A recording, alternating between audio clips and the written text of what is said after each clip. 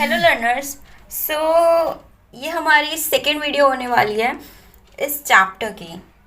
I actually try to upload the whole lecture in the one shot, but as per our expectations ये नहीं हो पाया था due to some technical glitch और there was a problem in the edit, so I have to record it once again and here is the remaining part of the chapter, so let's get started.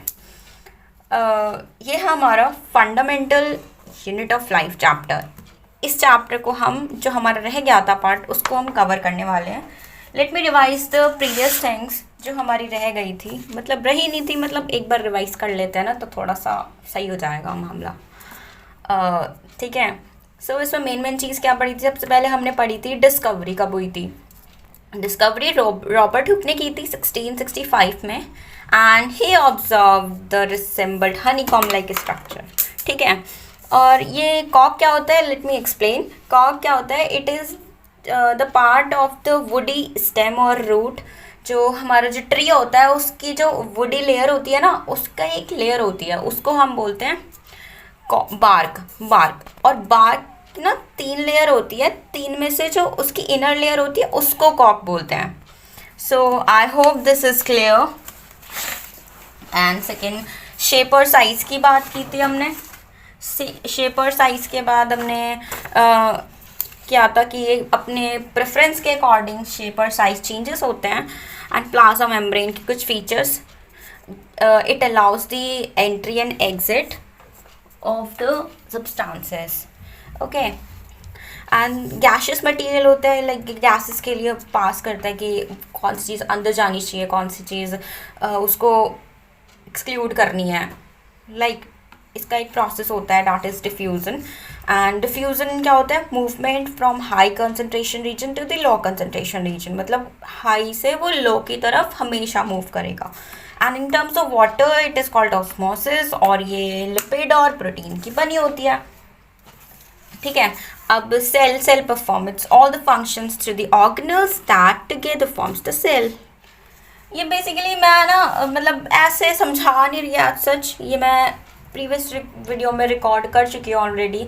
So I have also attach the link below. अगर आपको ये अच्छे से देखना हो तो आप पहले उस वीडियो को देखिएगा and then come to this video. सो हमने ये भी पढ़ा था कि ऑर्गेनल्स क्या होती है, which are present in almost every cell, जो हर सेल में प्रेजेंट होती है, that is cytoplasm, plasma membrane and nucleus. और न्यूक्लियस वगैरह के बारे में भी पढ़ा था हमने। साइटोसिस, एंडोसाइटोसिस क्या होता है? एंडोसाइटोसिस क्या होती है? एक प्रोसेस होता है जिसके थ्रू अमीबा अपना खाना लेता है। ठीक है। अमीबा एक ऑर्गेनिज्म होता है, I have also told you that is unicellular organism. Okay. और ये some types of solution, that is hypotonic, isotonic and hypotonic. And hypotonic में क्या होता है कि बाहर क्या होता है कि बाहर कॉन्सेंट्रेशन कम होता है सॉल्यूट का और अंदर ज़्यादा होता है। अगर बाहर कॉन्सेंट्रेशन कम है इट मीन्स वाटर ज़्यादा होगा, तो वाटर कहाँ मूव करेगा? वो बाहर से अंदर की तरफ मूव करेगा, और जिसकी वजह से जो सेल का जो शेप है ना वो थोड़ा स्वेल अप हो जाएगा। ठीक है। और इस प्रोसेस को हम एंडोऑस्मोसिस बोलते हैं। आइसोटोनिक में क्या होता है कि आइसोटोनिक में नेट मूवमेंट सेम होती है, इसमें आज सच कोई मूवमेंट नहीं होती, और इसका जो साइज़ है सेल का वो भी सेम रहता है। हाइपरटोनिक में जो सेल है वो बाहर की साइड सॉल्यूट कॉन्सेंट्रेशन ज़्यादा होता है, जैसे कि मैंने यहाँ पे शो किया हुआ है, सॉल्यूट ज़्यादा है तो यहाँ पे वाटर की कॉन्सेंट्रेशन कम होगी, तो वाटर ना अंदर से बाहर की तरफ मूव करेगा। दैट मीन्स जो वैक्यूल का साइज़ है ना वो थोड़ा सा श्रिंक हो जाएगा, और इसको हम बोलेंगे प्लाज्मोलिसिस एंड एक्सोऑस्मोसिस। ठीक है। तो सेल वॉल के कुछ फीचर्स थे, that is rigid outer covering provide structural strength to the plant को स्ट्रेंथ प्रोवाइड करती है। एंड ये सेल्यूलोज की बनी हुई होती है। Cellulose basically it is the part of biomolecule. ठीक है। और न्यूक्लियस क्या होता है कि ये जहाँ पे डबल लेयर होती है उसको हम बोलते हैं न्यूक्लियर मेम्ब्रेन। न्यूक्लियस के पास डबल लेयर होती है and it is called nuclear membrane. ये ना जो हमारे प्रोकैरियोट्स होते हैं ना, सिंगल सेल ऑर्गेनिजम्स, उसमें प्रेजेंट नहीं होती। सो न्यूक्लियर मेम्ब्रेन उसमें प्रेजेंट नहीं होती। एज सच यहाँ पे लिखा हुआ है कि उसमें नहीं होती प्रेजेंट, और जहाँ पर न्यूक्लियर मेम्ब्रेन एब्सेंट होती है तो उसको हम बोलते हैं न्यूक्लियोइड, अनडिफाइंड न्यूक्लियर रीजन बोलते हैं, ठीक है। और उसमें ना न्यूक्लिक एसिड, सिर्फ न्यूक्लिक एसिड होता है एज अ जेनेटिक मटेरियल, ठीक है। और इसके पास क्रोमोसोम्स होते हैं, that is visible as the rod shape structure.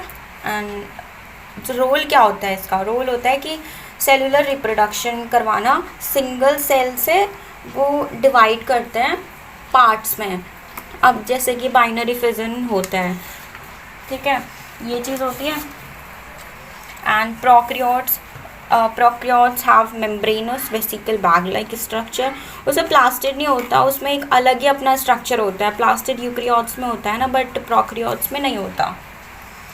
Prokaryote के बाद हमने क्रोमोसोम पढ़ा था। क्रोमोसोम क्या होता है कि it contain the information that transfer from parents to progeny, ये पेरेंट्स से प्रोजनी में ट्रांसफ़र करता है इन्फॉर्मेशन। जैसे कुछ भी चीज़ होनी है, जो जो चीज़ें हमारे पेरेंट्स में होगी that will gonna through the genes, वो जीन्स के थ्रू ट्रांसफ़र होगी इन अ न्यूबॉर्न चाइल्ड और न्यू जनरेशन जो आने वाली है, ठीक है। सो उसमें कुछ कैरेक्टर्स मैच होंगे जैसे हम बोलते हैं, ठीक है।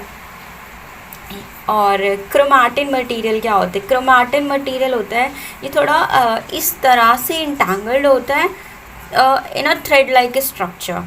क्रोमैटिन थ्रेड लाइक स्ट्रक्चर होता है, मतलब वो डीएनए ना सिर्फ 2.2 मीटर का होता है, बट वो 2.2 मीटर को हमें 10⁻⁻⁶ साइज़ के न्यूक्लियस में रखना पड़ता है। 10⁻⁻⁶ नैनोमीटर का साइज़ होता है न्यूक्लियस का, एंड उसमें हमें डीएनए 2.2 मीटर के डीएनए को रखना पड़ता है, इसलिए वो इंटैंगल्ड थ्रेड लाइक स्ट्रक्चर होता है, ठीक है। और इसके क्रोमोसोम्स में क्या होता है, डीएनए होता है, प्रोटीन होता है। डीएनए जो DNA present as a part of chromatin, DNA एक क्रोमैटिन का पार्ट होता है। क्रोमैटिन दैट इज़ द थोड़ी सी मतलब साइज़ में थोड़ा सा बड़ा होता है क्रोमोसोम से। Chromosome is the most condensed form, ठीक है, बस थोड़ा सा साइज़ में डिफरेंस होता है, ये थोड़ा बड़ा होता है, ये छोटा होता है, ये बहुत ही ज़्यादा स्मॉलेस्ट होता है, ठीक है। तो डीएनए प्रेजेंट होता है as a part of chromatin and functions part of DNA called gene, मतलब जो जो फंक्शन होता है ना, जैसे कि एक सेकेंड, हाँ जो हमारे वर्किंग प्रोसेस होते हैं, फंक्शनिंग पार्ट, जैसे कि जीन हो गया, जीन का काम होता है इनहेरिट करना, कोई भी इंफॉर्मेशन को इनहेरिट करना, ठीक है। It is visible as a rod shape structure, ये मैंने पहले ही बता दिया था यार, ठीक है। तो क्रोमोसोम के बारे में इतना ही है, आई होप तुम्हें समझ में आ रहा होगा। अब हम पढ़ते हैं जो हमने नहीं पढ़ा था लास्ट की वीडियो में, मतलब रह गया था जो पार्ट, उसको हम अब कवर करते हैं। जैसे कि नई ऑर्गेनल, हमने साइटोप्लाज्म नहीं पढ़ा था, सो यहाँ से हमारा जो रह गया था ना पार्ट वो शुरू होने वाला है। सो एकदम बढ़िया सी एनर्जी के साथ बैठना यार, मतलब मज़ा आएगा, ठीक है, समझ रहे हो ना। Now we are moving forward and इसमें हम पढ़ेंगे साइटोप्लाज्म।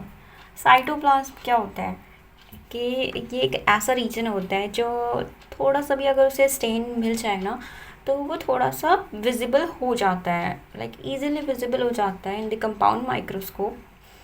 इसमें क्या होता है कि स्टेन क्या होता है, स्टेन लाइक सैफरन स्टेन और आयोडीन सॉल्यूशन, ऐसे आपने स्टेन्स देखे होंगे अपने प्रैक्टिकल लैब में अगर स्कूल में लेके गए होंगे तो, ठीक है, नहीं तो आगे देख लेना, कोई बात नहीं यार, ऐसा नाम सुन लो ना बस। सैफरन नाम का एक स्टेन होता है जिससे हम ना ऐसी चीज़ों को स्टेन करते हैं ताकि उसके जो अंदर की जो स्टेजेस वगैरह हैं वो हमें विजिबल हो जाएं until in the compound microscope, ठीक है। ये it is the cell organelle, ये एक सेल ऑर्गेनल होती है विच हैव मेम्ब्रेन, ठीक है। साइटोप्लाज्म के बाद अपनी खुद की सेल मेम्ब्रेन होती है, ठीक है। And it viruses lack any membrane, कुछ वायरसेस ऐसे होते हैं कि उसमें मेम्ब्रेन नहीं होती एंड वो बॉडी में एंटर कर जाते हैं। क्या होता है कि वायरसेस में क्या होता है ना कि वहाँ पे ना मेम्ब्रेन तो होती नहीं है, ठीक है ना, उनका खुद का जेनेटिक मटेरियल होता कि वो ना हम एक होस्ट क्या होता है कि जिसकी बॉडी में वो एंटर कर रहे हैं। कोई व्यक्ति अगर बीमार है तो लाइक उसे कोई वायरल डिजीज़ हुआ है, दैट मीन्स उस वायरस ने उसकी बॉडी में एंटर किया होगा, तो वो एक होस्ट है, ठीक है। एंड उसके बाद वो क्या करता है, वायरस उसकी बॉडी में अंदर जाकर खुद मल्टीप्लाई करता है। एक मशीनरी होती है जिसके थ्रू वो मल्टीप्लाई करता है एंड खुद सरवाइव करता है, ठीक है। ये होता है, ये वायरस का अलग मैकेनिज्म होगा, you will get to know about it in the higher classes. And it is the membrane bound organelle and absent in prokaryotes और यूकैरियोट्स में मैं डिफरेंस शो करने वाली हूँ, सो दैट आपको ये चीज़ तो क्लियर हो जाए ना कि यार प्रोकैरियोट्स होता क्या है। अभी तक आप लोगों ने ये सुना होगा कि जो प्रोकैरियोट्स होते हैं वो यूनिसेलुलर ऑर्गेनिजम्स में होते हैं एंड जो यूकैरियोट्स होते हैं वो मल्टीसेलुलर ऑर्गेनिजम्स में को कहते हैं, ठीक है। उनका साइज़ भी डिफरेंट होता है, ठीक है, कुछ चेंजेस होते हैं सब में। Now let's come to the point, that is the body of this chapter. इस चैप्टर में मेनली हमें ये पढ़ना है, ठीक है। हमारा ना यार चैप्टर तो मेन अब स्टार्ट हुआ है, ठीक है। तो क्या है कि सेल ऑर्गेनल कौन कौन सी होती हैं? Lysosome, mitochondria, plastids, vacuole, endoplasmic reticulum and Golgi apparatus, ठीक है। ये कुछ हमारी सेल ऑर्गेनल्स हैं, जो जैसे कि सेल एक वर्किंग सिस्टम होता है ना, उसने उसके अलग अलग डिपार्टमेंट्स हैं, आप लोग यही समझ लो, ठीक है। उसके अलग अलग डिपार्टमेंट्स हैं एंड इन सब का अलग अलग फंक्शन है एक लिविंग बॉडी में, मल्टी सेलुलर लिविंग बॉडी में, ओके। एंड सबसे पहले पढ़ते हैं एंडोप्लाज्मिक रेटिकुलम। एंडोप्लाज्मिक रेटिकुलम क्या होता है कि ये एक large membrane bound tube sheet like structure होता है, इसका bound like tube like structure होता है, ठीक है। कुछ स्ट्रक्चर ऐसा होता है जैसे कि डायग्राम में शो किया है, एक सेकेंड, ये स्ट्रक्चर है, I hope it is visible to you, ठीक है। ये रहा एंडोप्लाज्मिक रेटिकुलम, जो ये है ना शीट लाइक स्ट्रक्चर, ये ट्यूब लाइक, ये है हमारे एंडोप्लाज्मिक रेटिकुलम। और क्लोरोप्लास्ट कुछ ऐसा शेप होता है, ठीक है। इसको हम क्या कहते हैं, सॉसेज लाइक स्ट्रक्चर कह सकते हो, ठीक है। और गोल्जी एपरेटस वेसिकल्स होते हैं कुछ इस टाइप के, लाइक सिलेंडर टाइप, ठीक। और प्लाज्मा मेम्ब्रेन ये होती है, ये plasma membrane, adjacent walls, cell wall हमारी outer covering, and mitochondria power house of the cell, ribosome protein synthesis ये यहाँ पे है, क्लोरोप्लास्ट जहाँ पर फूड फोटोसिंथेसिस होती है एंड फूड बनता है, साइटोप्लाज्म जहाँ से एनर्जी प्रोवाइड होती है, लाइक यहाँ पे अलग अलग एंजाइम्स प्रेजेंट होते हैं। और smooth endoplasmic reticulum enzyme synthesis और the site of enzyme synthesis, lysosome it is the suicidal bag of the cell, ठीक है। We will study about it in detail, ठीक। एंडोप्लाज्मिक रेटिकुलम के बारे में पहले डिटेल में पढ़ते हैं, okay. So it looks like long tubule और राउंड वेसिकल्स, ठीक है। और ये ना इसका मेन फंक्शंस क्या होता है, मेन फंक्शन है to provide the surface for some biochemical activities, कुछ बायोकेमिकल एक्टिविटीज जिसके थ्रू ये अपना फंक्शन परफॉर्म कर सके, एंड इसको हम बोलते हैं साइटोप्लाज्मिक फ्रेमवर्क। लाइक अगर ये फंक्शन कर रहा है ना तो ये हमारा साइटोप्लाज्मिक फ्रेमवर्क है, and it serve as a channel for transport of material protein. इस ये चैनल प्रोवाइड करता है जो जिसके थ्रू ना मटेरियल ट्रांसपोर्ट होता है throughout the cell. Membrane biogenesis एक प्रोसेस होता है जिसके थ्रू मेम्ब्रेन बायोजेनेसिस हम उसको बोलेंगे कि वो बायोकेमिकल एक्टिविटीज़ के लिए सरफेस प्रोवाइड कर रहा है, इसलिए हम उसे बोल रहे हैं membrane biogenesis. And it is similar in the structure to the plasma membrane, जैसा हमारा स्ट्रक्चर प्लाज्मा मेम्ब्रेन का होता है ना, मोस्टली इसका स्ट्रक्चर सिमिलर होता है, ठीक है। प्लाज्मा मेम्ब्रेन से सिमिलर होता है, हालांकि इसके फंक्शंस डिफरेंट हैं बट स्ट्रक्चर सिमिलर है। और एंडोप्लाज्मिक रेटिकुलम के दो पार्ट होते हैं, एक होता है रफ एंडोप्लाज्मिक रेटिकुलम, एक होता है smooth endoplasmic reticulum. Rough endoplasmic reticulum क्या होता है कि इसके पास एक राइबोसोम होता है attach to its surface, ribosome इसके सरफेस से अटैच्ड होता है and it has the site of the protein synthesis. यहाँ पर जो प्रोटीन फॉर्मेशन होती है वहाँ ये ना प्रोटीन फॉर्मेशन हमारी होती है कि रफ एंडोप्लाज्मिक रेटिकुलम में। सो ये मेन फंक्शन है, ये दो इसके मेन फंक्शन है रफ एंडोप्लाज्मिक रेटिकुलम के। और जो स्मूथ एंडोप्लाज्मिक रेटिकुलम होता है ये ना उसमें होता है एनिमल सेल में ज़्यादातर पाया जाएगा आपको, क्योंकि वहाँ पे क्या होता है कि सिंथेसिस करता है फैट मॉलिक्यूल्स और लिपिड्स का, जो कि पार्ट ऑफ बायोमॉलिक्यूल होते हैं, ठीक है।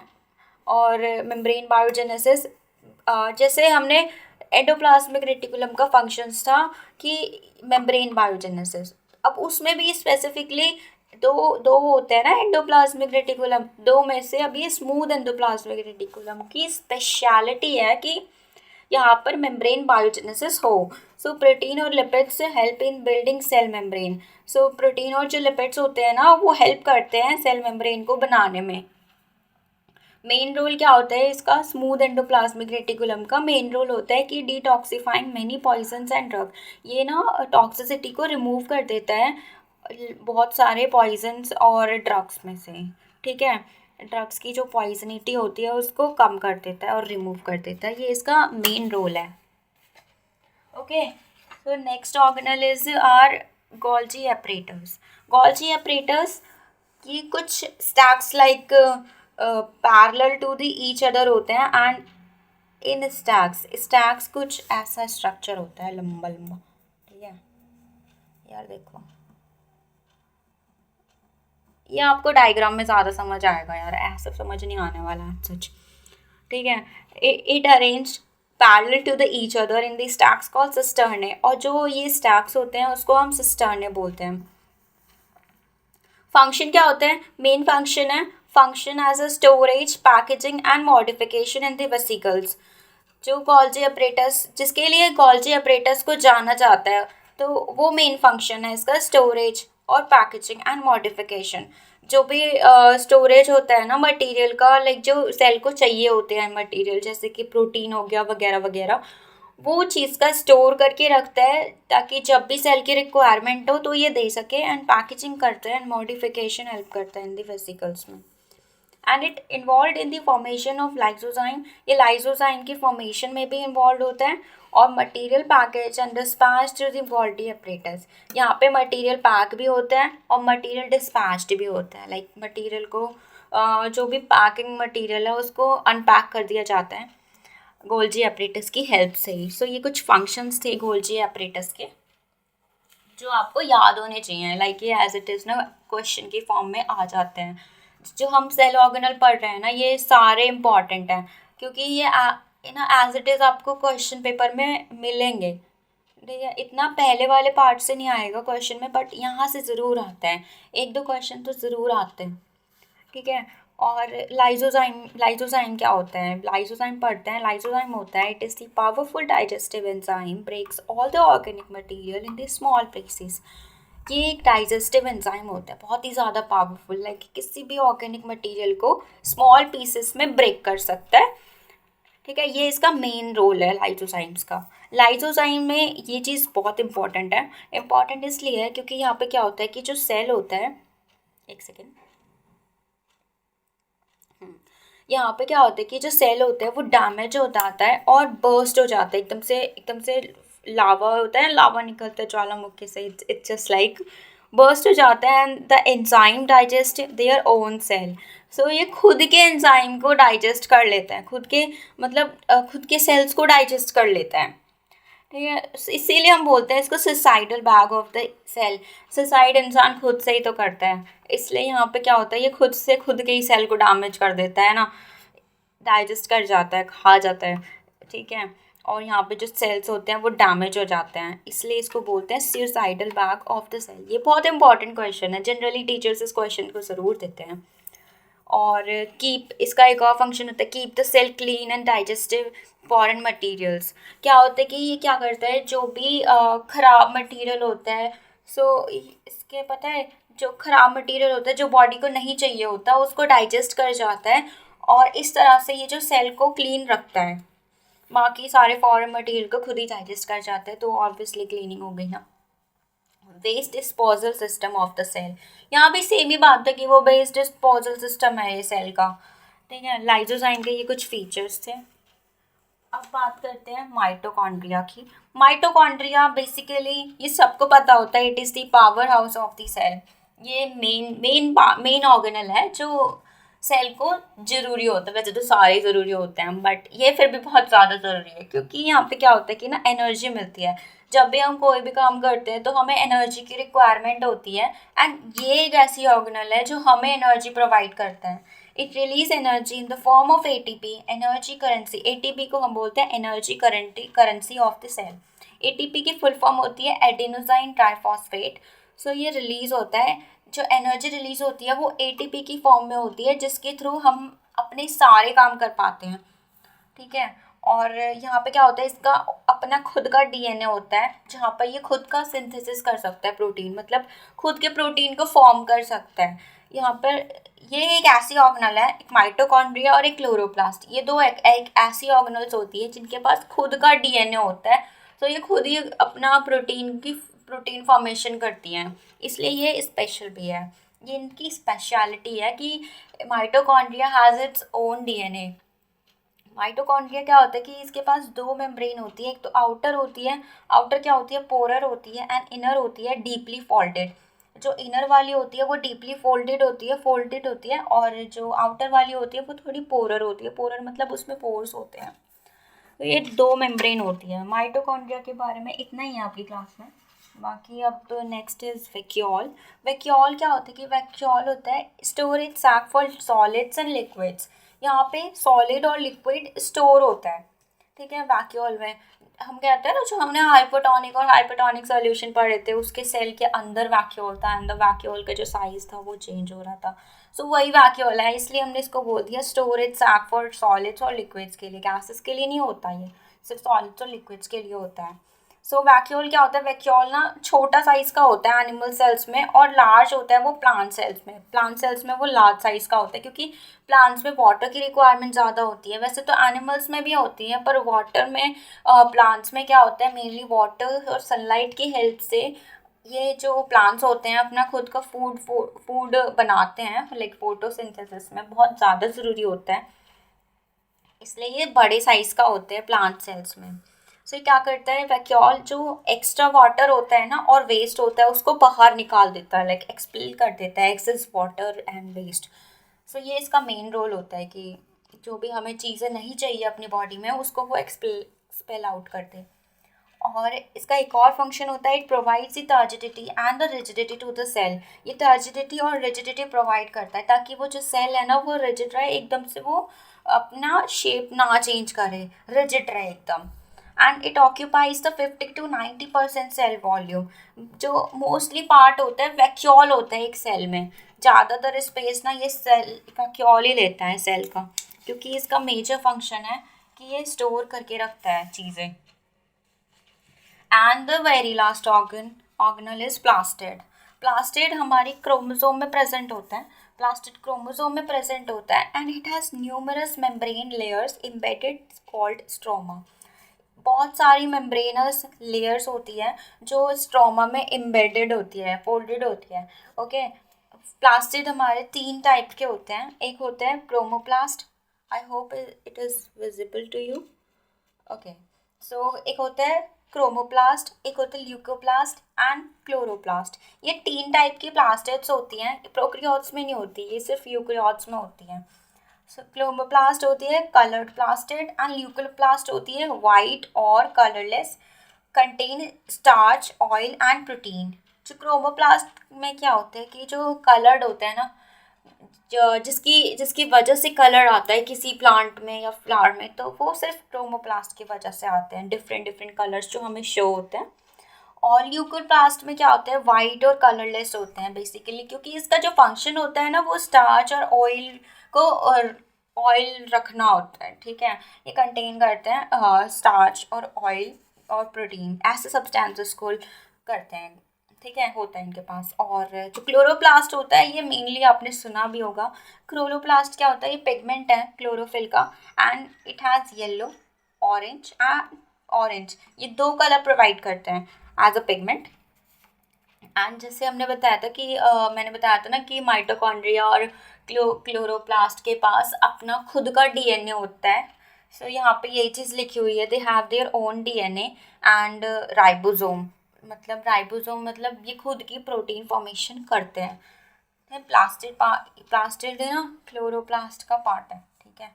ये 3 तरह की हमारी प्लास्टिड्स हो गई और यहाँ पे ये कलर्स हो गए। सो यहाँ पर हमारा चैप्टर होता है फिनिश। ओके, सो यार अगर ना कहीं भी ना कोई भी पॉइंट मिस आउट हो रहा हो या कुछ भी चीज़ें हो ऐसी हो, so tell me in the comment section, I will try to improve myself and next time you will get the better video or the better lecture. Okay, so please बता देना यार, मैंने तो अपना पूरा बेस्ट दिया है, tried my best to get out to explain this chapter. Okay, so thank you so much for watching this video and stay connected and make sure you have subscribed the channel for the